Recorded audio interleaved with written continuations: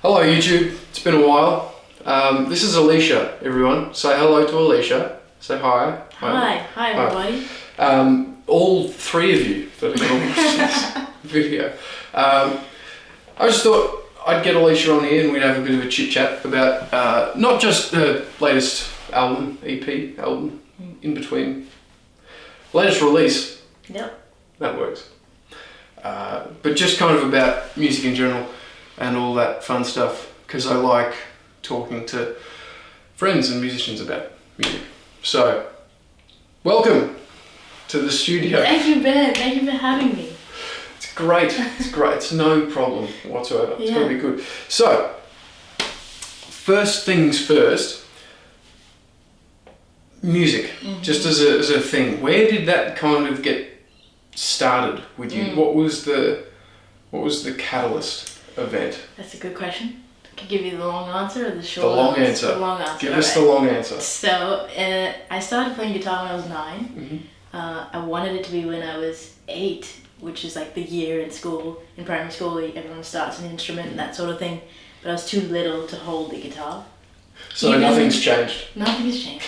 Even the 3-quarter guitar, I couldn't hold it because I was too small. So I had to wait, and then my cousin was also, my older cousin was playing guitar, and I was in the phase where I copied everything he did. So naturally I have to play guitar too. And then I overtook him. He did it for a couple of years and then stopped and started playing classically and did exams and all those boring things. And then it was like, I think it must have been high school, year 10 to 12, where it really piqued an interest. So I've been playing all that time, like every week pretty much, having lessons and all that.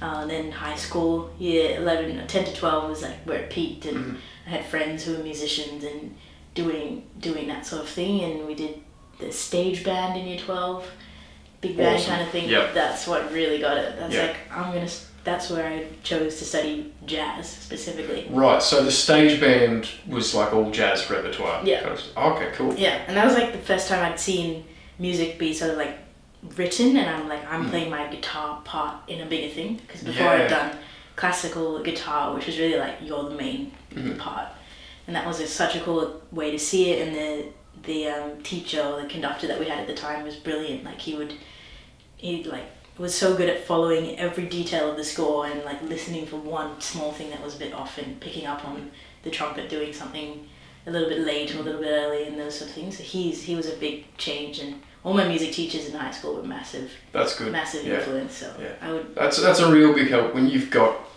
those teacher figures that you can kind of idolize as a kid. That's really helpful. So you went from high school. Did you go straight from high school to uni? Straight in.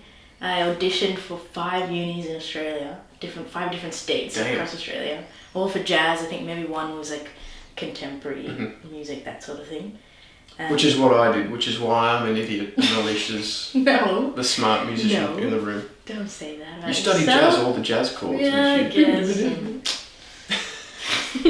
No, so anyway, you applied for 5 unis, audition. I applied for 5 unis and I got into them all, but Melbourne was like the choice solely for the culture of performing arts in Melbourne. So I think I had heard that Sydney Con was a good university, like a really good school for music, and the teachers were incredible and all that as well. So I think if I had gone there, maybe my chops would have been better, but I wouldn't have gotten the network that I did, and the connections and just because jazz is not my style. At the end of the day, I'm not a jazz player, jazz musician, but meeting people in that course, especially who. Most people in the course weren't just playing jazz. They were all doing something different, like pop, or blues, R&B, country, everything. So getting to meet them and play with them is what got me to where I am today, and playing with my band, who I've been with since the beginning, and then all the other gigs that I've gotten from there, like playing guitar in other people's bands, and then doing theatre and all of that has blossomed from that experience. Yeah, that's great. So your band members were uni mates. Yeah, exactly. That's how it rolls. We all started first year together, and gone through the whole course together. And I think only we've been playing for 4 years. Maybe only 2 or 3 gigs out of the 4 I've had to have a backup when they're busy or something. Yeah. So Shout out Ben Cook. on the bass. Ben Cook was a backup for a gig, yeah. He's a good boy. He's a good boy. Yeah, actually, the theatre stuff. So, Alicia plays a lot of the kind of, I guess, the amateur musical theatre scene, as do I, which is where we met initially. So, Alicia put out a call for a dep for Stranger Sings. The musical. The musical, which is, yes, it's a Stranger Things parody musical, and it's actually fucking hilarious. It's good. Stranger Things are happening here in Hawkins. Here in Hawkins. Here in Hawkins. Nothing bad ever happens in small towns. I rate it. And the music is good as well. It's all good. It's all good fun. But Alicia needed a dep, so I was like, I want to do a gig. So that's how we met. That's how we met. Ain't that cute? It's good. So, in terms of influences, obviously you went and studied jazz. You had a lot of influential jazz musicians from like your high school days and when you were at uni.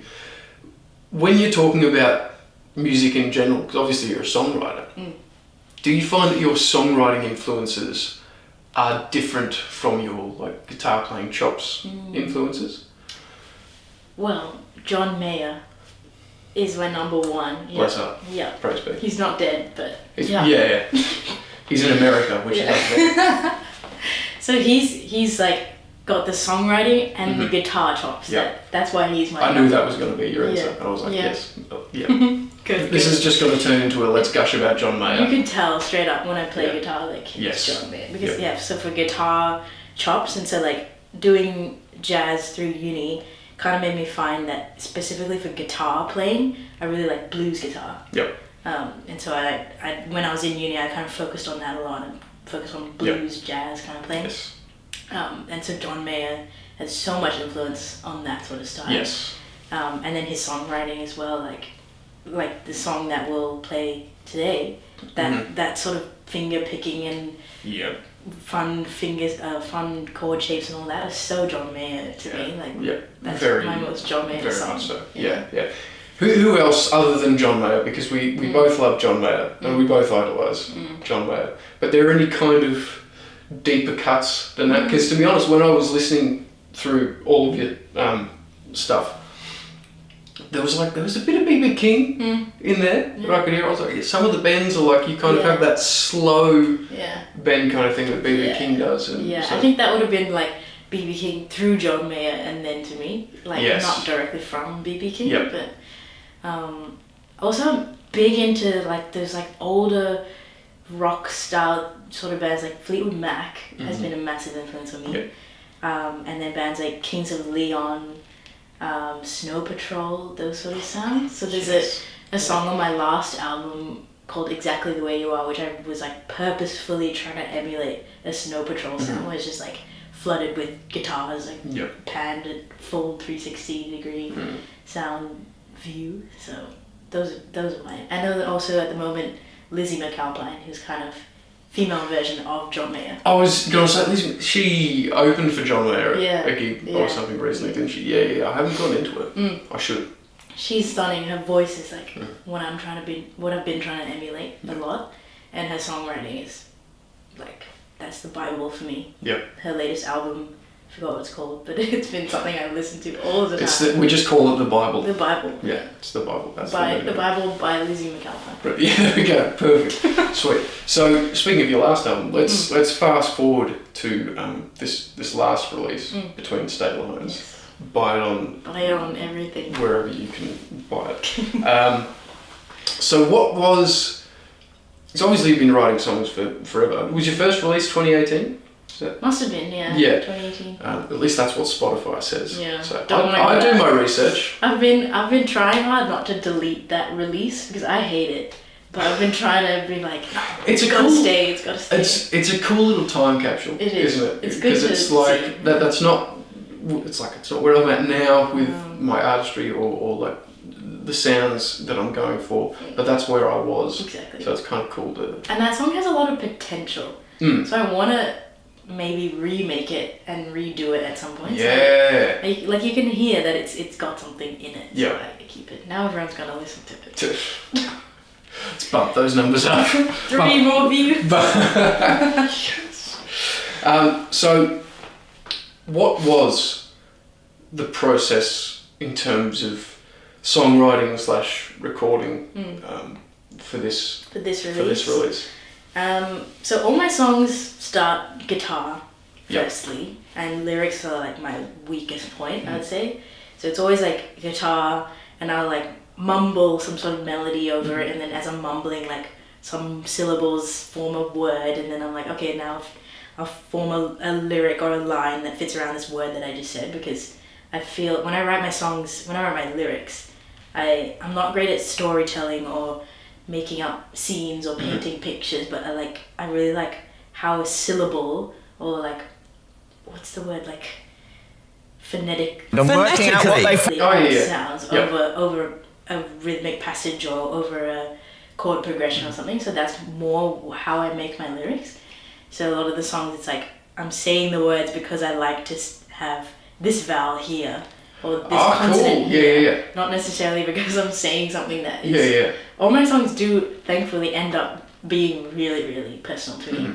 And when I sing them, it's like one of my biggest outlets for like my deepest emotions. So I'm like lucky that I can merge those two things of having the phonetics of it join with the story that I actually want to tell. That's cool. That's Yeah. cool. So you kind of write lyrics sonically before Exactly. you write them Yeah. in terms of words. And that's the weirdest thing, is that when I'm doing the mumbling of a melody, some like sentence will come out and it'll be like, you know, like a full sentence that makes grammatical sense and all, but it's like something I didn't know I felt that about a scenario, about a situation, and I'll say a sentence and I go, oh, I didn't know I felt that, and then it's like I wouldn't have known, and I wouldn't have accessed that part of my emotions unless I just said it with a chord progression at the same time. So Oh, that's awesome. it's quite a magical moment I'm thankful to have. And from there, then it goes to, like, I'll finish the whole song, just guitar and vocals, and have the whole structure kind of down. And then I take it to the band, Alex and Lockie from uni, and they just like magnify it and make it incredible. Like, I'll take it in and I'll be like, oh, it's you know, it's a song, it's got to finish, and then like a start and an end, but then they make it so much better, like incredibly better, because I can't write bass specific parts or drum specific parts, so they just do that. Like, I'll write out a chart and just give it to them, and then like play them my solo performance of it, and then they jump on it and make it what it is. And then, like, for this album specifically, a lot of the songs I wrote about three quarters of it on my own, and then bringing it in to the boys, they actually wrote the rest of it. Yeah, cool. Mostly in terms of structure and like, oh, move this verse here, or move the bridge here, or you need a whole another section here, like those sort of things, and then arrangement wise. But when it comes to actual like the chords and the lyrics and the general song, it's mostly me. But then this album would be nothing without them. Yeah. And during uni, we had to write music like almost every week. So a lot of these songs came from doing that. Like, just came from little ideas that I had written, and just being around musicians like me who are writing every single day. It just it's brilliant, was isn't so it? easy to write songs around them. Yeah, totally. And that's cool that you get arrangement ideas from your band, because we were actually we were having a bitch and a complain earlier about, because we both do a lot of theatre stuff, about certain theatre books, Legally Blonde, that aren't written for guitar, like the guitar books aren't written for the guitar, and it's just like, for the love of God, can we get like one guitar player to consult the orchestrator Just to on give an this okay. book, Yeah. you know, and it's cool that you go like, I can't write bass or drums or whatever, so what do? You go to your bass player, you go to your drummer, and they make it. they help out Yeah. with the arrangement. Exactly. That's really groovy. Yeah. So where did you get this all recorded? Was it like at multiple different So places, or? This was the first time I ever, with the recording and production process, I actually put a lot more money and thought into it, because everything before Between State Lines was just me in my bedroom. Yep. So I recorded the guitars, I recorded the bass, and then drums were like programmed, or it was two of the songs that was Alex and Lockie on recording it. But then between state lines, I was like, I think I need to invest a bit more and like let's make it a new sort of era, like a bit more maturity in it. So we had it like fully. We actually rehearsed for a recording session. And so 6 of the songs, I think it is, were with Alex and Lockie, and we recorded it at the studio at uni, and we were able to just have that space for free. So that was massive. And that was mainly just for tracking drums, because we had like the kit in there with dead sound and like 100 mics on it. And then Lockie and I were playing guitar and bass at the same time. And then we were in the studio for like a full day doing the 6 songs. And it was a lot, it was heavy. It was like you're continuously playing the same song over and over again and getting at the nitty gritty things perfectly. And because it's different to when we rehearse for a live performance. It's like this time we actually needed to make every hit and every little nuance the same every time we play it. And then from there, so like I pretty much, the guitar and vocals that I did in that session pretty much just deleted, because I wanted to do it at home with my setup and get my sounds. And then because I can't sing, like my voice is probably also one of my weakest points. I can't sing in the studio and get like a good take on the spot. I need to do each line like 100 times and stitch them together and that sort of thing. So from after this recording session there, it was taking it home, and then I added on like hundreds of guitars, hundreds of vocals. Like if I could show you the session. I was gonna say, like some of the vocal layering on this album is fucking fantastic. It's really, really good. Like the kind of textures that you're getting. Yeah, I think that's been one of my big like parts of my musical character, is just like thick vocals and thick guitar layers, and then everything else is kind of just there. And then I'm not big into like adding keys or synths or other effects, those sort of things. It's just like a lot, like if the session is just stacked like 100 vocals at once and all panned and all doing different things. And so from there, so I was doing that myself, just adding all the layers and deciding what needs to go where. And then I had a friend called Albie Sands from uni as well, and he was the producer for this album. So after I did all Albie, well done, bud. Love your work. Albie's like a magician, I would say, is his official That's profession. That's his profession. He's not credited as the producer, the magician. Yeah. He's fantastic. So after I had done everything I wanted to record and done all my bits, I send him the files, send him the sessions, and then I because we both, like my musical influences that I mentioned before, he would also list some of those too, as well as like Phoebe Bridgers, 1975, and Japanese House, those sort of things. So I don't even need to tell him very much about what I want. I can just trust, like, do the Albie thing, and then he nails it. And it's like my thing with every track on the album was like, I'll only say, like, give it the final okay once it makes me cry, like when I listen to it. Or like even the like fun upbeat songs, it's got to make me feel like a big rush of emotion. And so he just giving me like his first mix or his first demo was like, he would nail it every time. And then it was just months of going back and forth with different notes I had to change. And also this was the first time I'd had deadlines for everything, because I knew that working with other people, I know, I had to find a balance, because like I'm working with other people.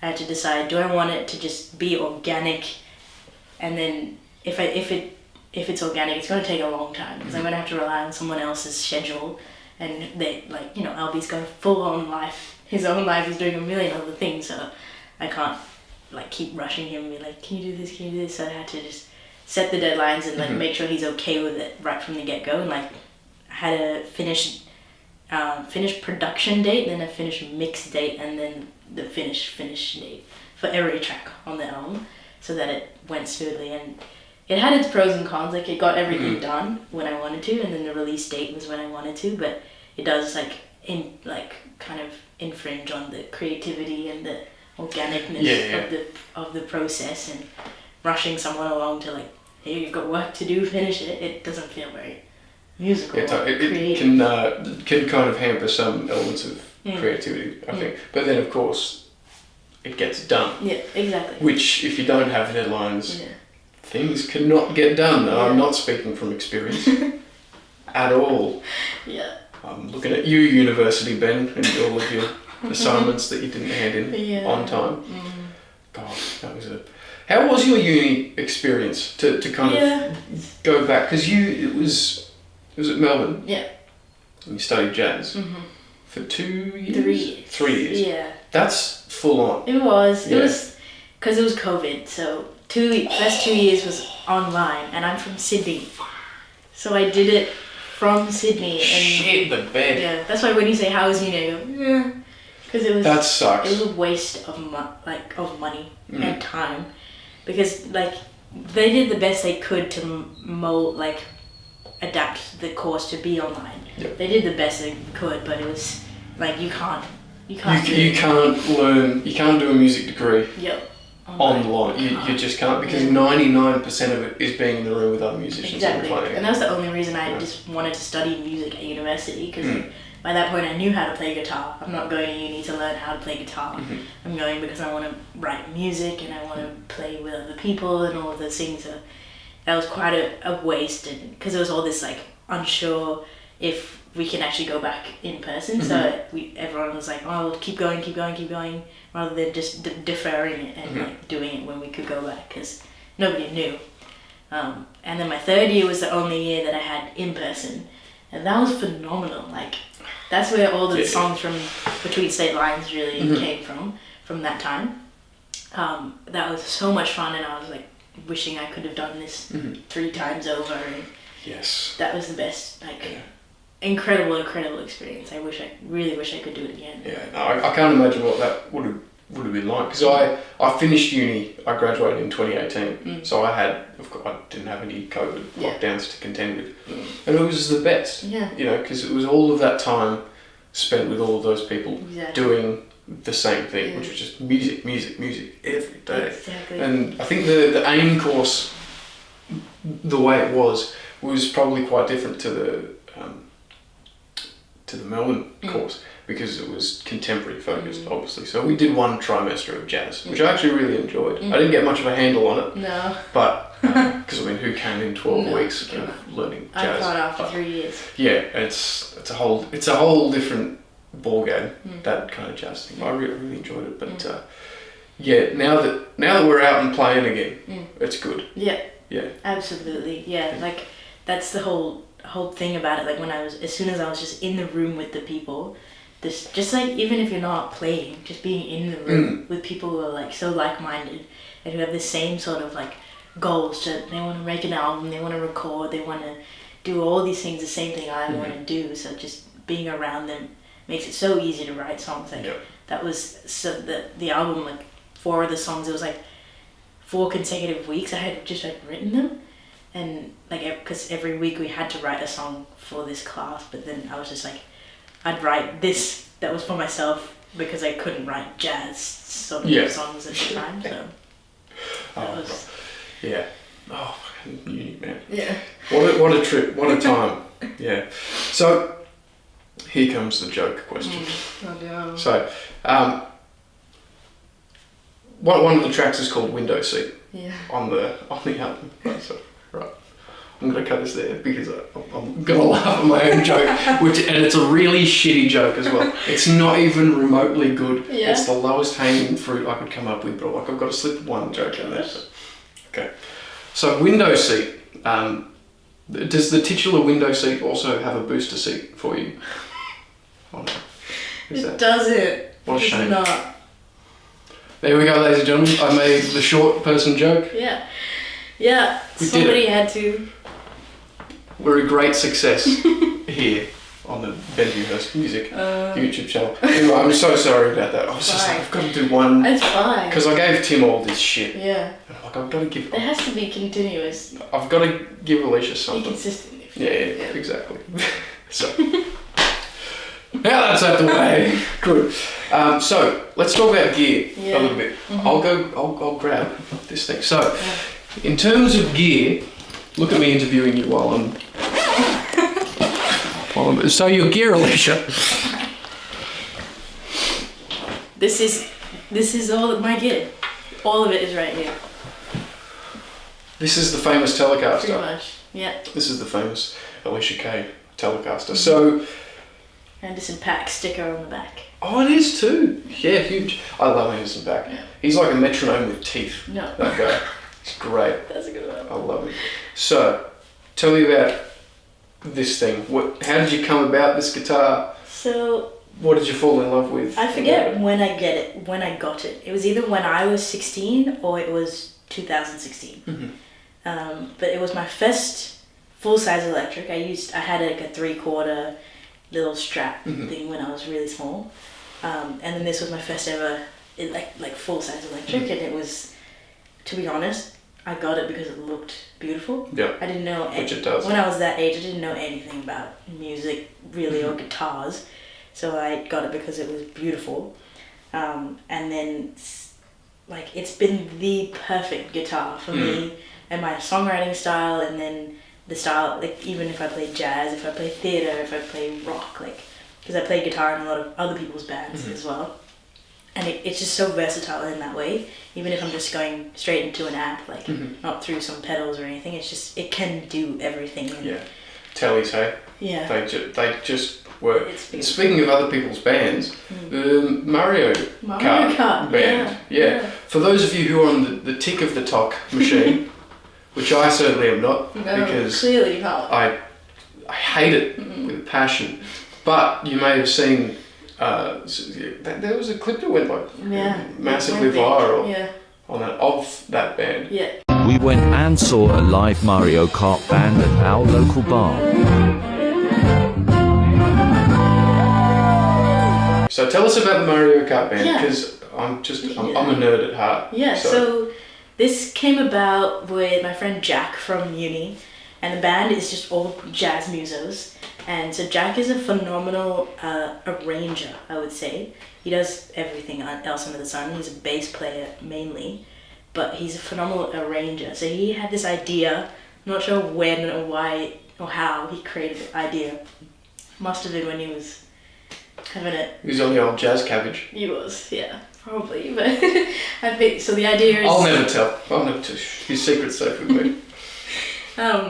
The idea is that so at the pub, we go to the pub and then everyone can come and you play Mario Kart, like the Wii original Mario Kart, on this massive projector, and anyone in the audience can have a go, and then it's the track, the console, whatever you call it, is basically on mute, and then there's a 10-piece band who are playing the songs, and so every race has a different song, so we play every song.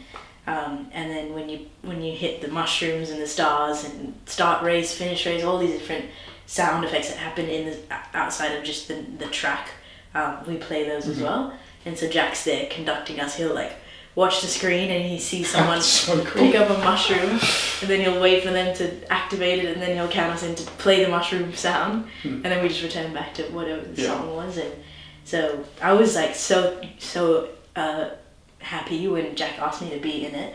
So I've been in it every show except one show that happened in Melbourne, and the band is phenomenal.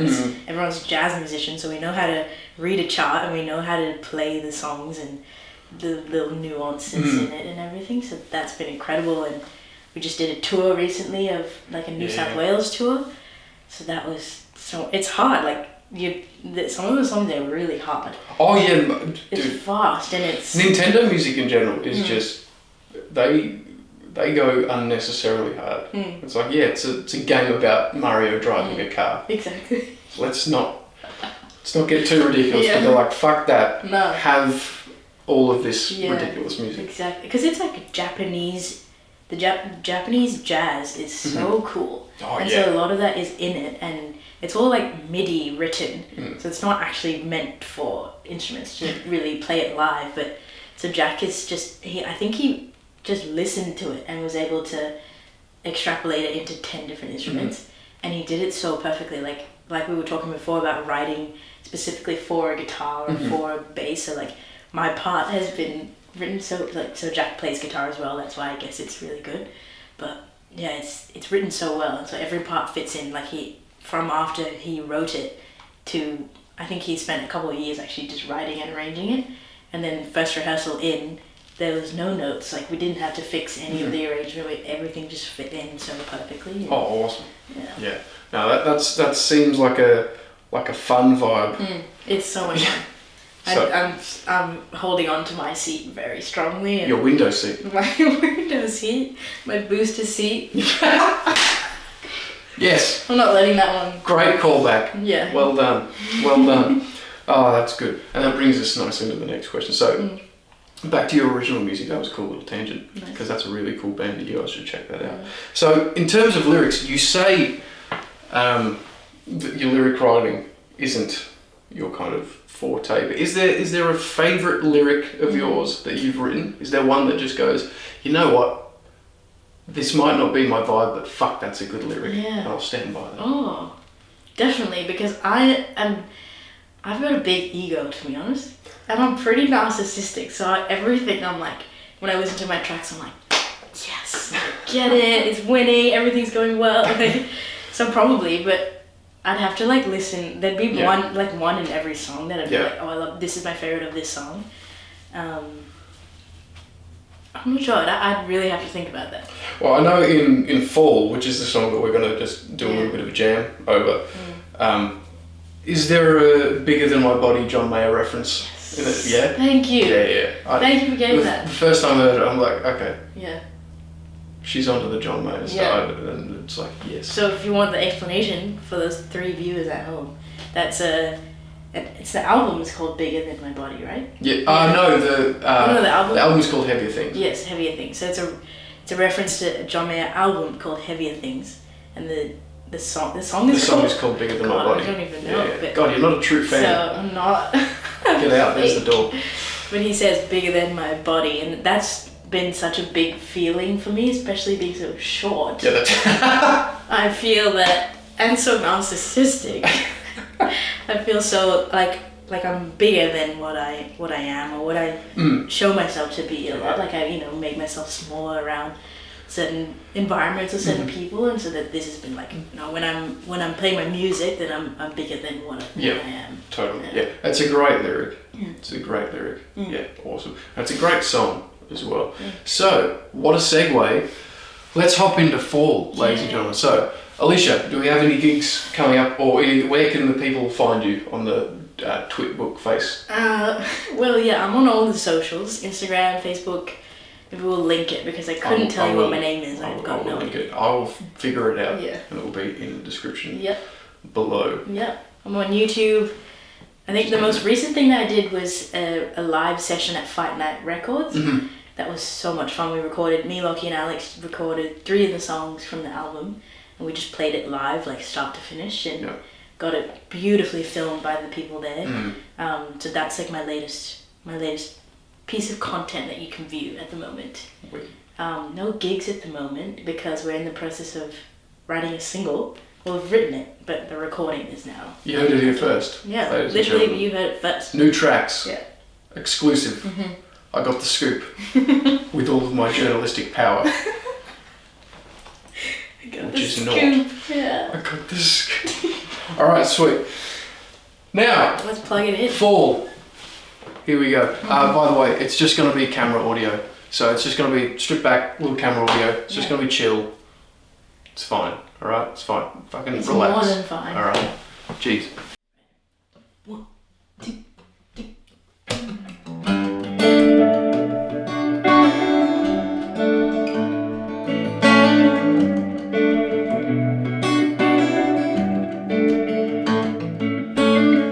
Remember when you told me why you felt so sorry for it all?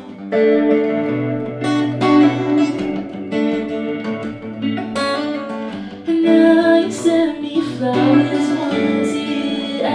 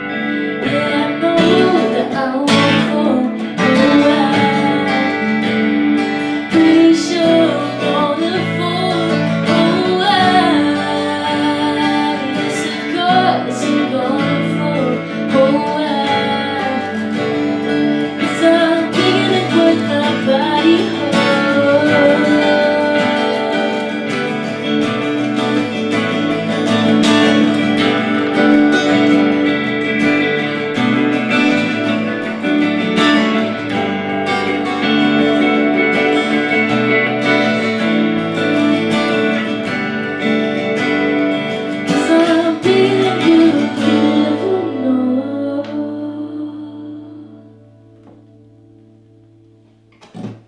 Yeah, That'll do, donkey. That'll do. that'll do.